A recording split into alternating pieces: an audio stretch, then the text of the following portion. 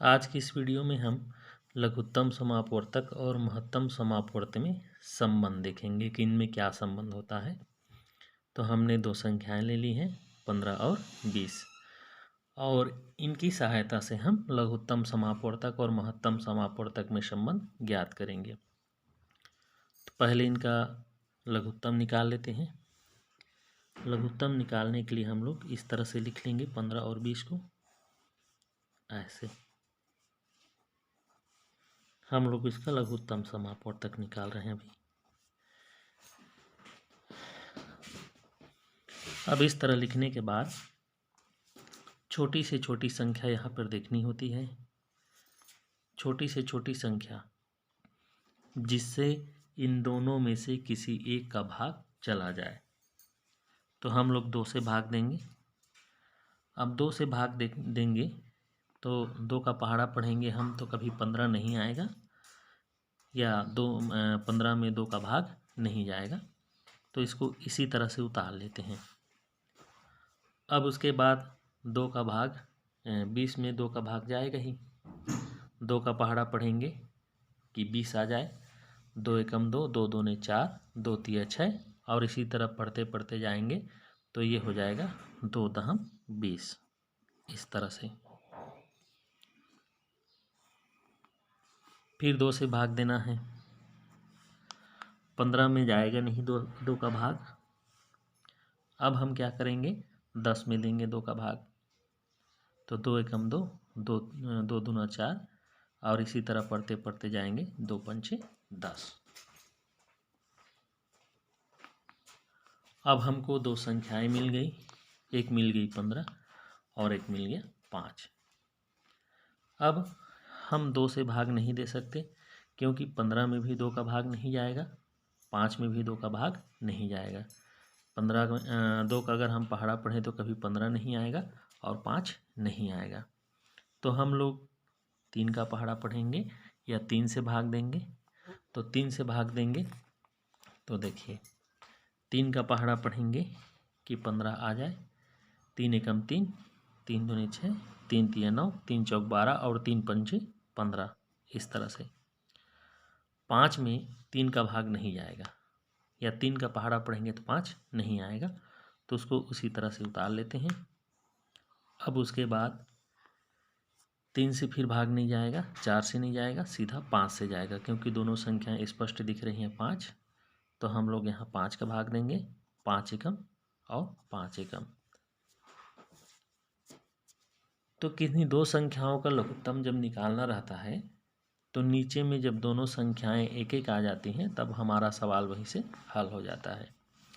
अब इसका हम लघुत्तम समापवर्तक निकालेंगे। तो वो है यहाँ पर देखिए 2 गुणा 2 गुणा 3 और गुणा 5। तो इस तरह से ये जो लघुत्तम समापवर्तक है वह हो गया 2 दूना 4, 4 तिया 12 और 12 पंचे 60। तो 15 और 20 का लघुत्तम समापवर्तक निकल गया 60। अब इन्हीं 2 संख्याओं का हम महत्तम समापवर्त निकालेंगे। तो इसके लिए फिर से इसी तरह लिख लेते हैं 15 और 20 को।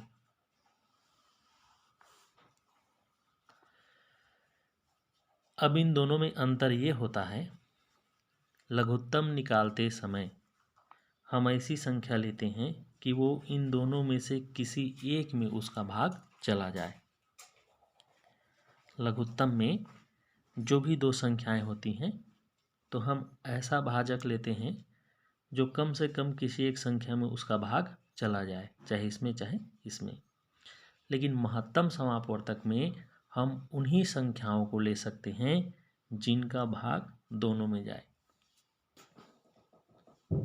यही अंतर होता है महत्तम समापवर्तक और लघुत्तम समापवर्तक में।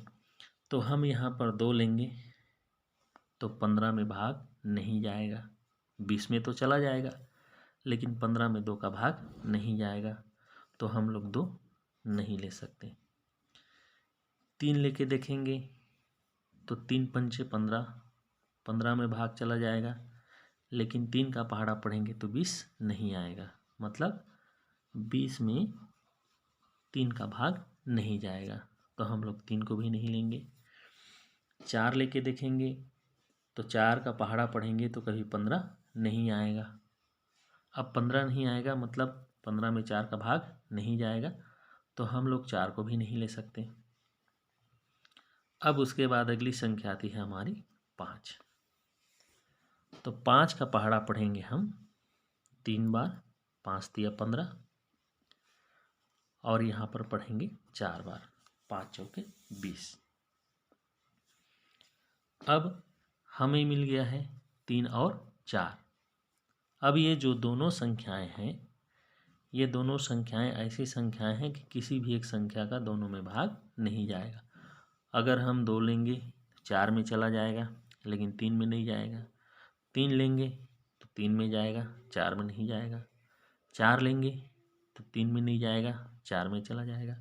तो हमारे पास अब कोई ऐसी संख्या नहीं है जिसका भाग दोनों में चला जाए। इस तरह से अब हमारा सवाल यहीं पे हल हो गया। अब जो महत्तम समापवर्त है उसके बराबर हमको मिल गया कितना, 5। तो ये है लघुत्तम समापवर्तक और ये है महत्तम समापवर्तक। तो इन दोनों में संबंध होता है लघुत्तम समापवर्तक और गुणा महत्तम समापवर्तक। इसके बराबर होता है पहली संख्या और गुणा दूसरी संख्या।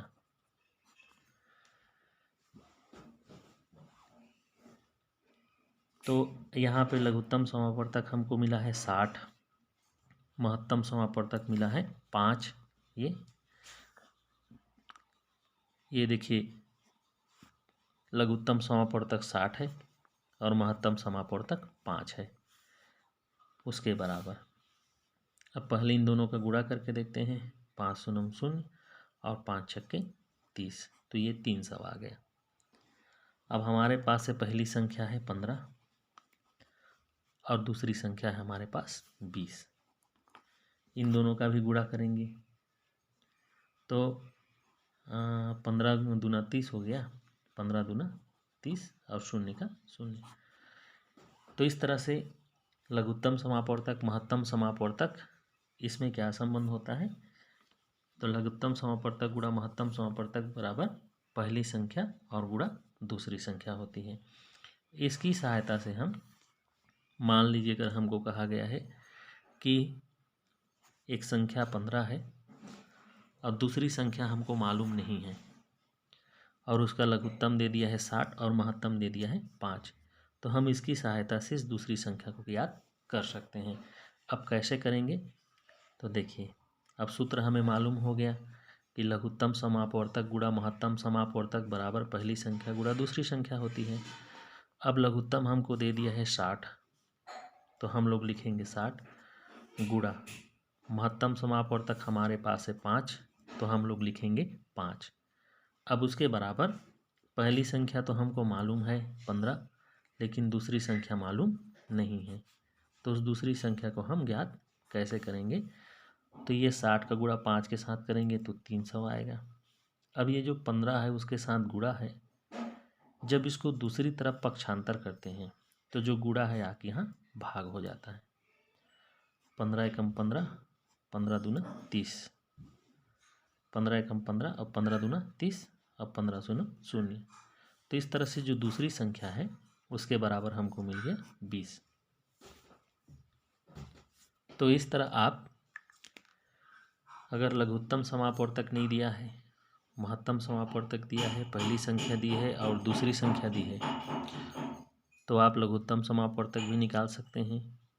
मतलब इस सूत्र की सहायता से अगर तीसरा 3 ठो दिया हुआ है तो आप चौथा को ज्ञात कर सकते हैं।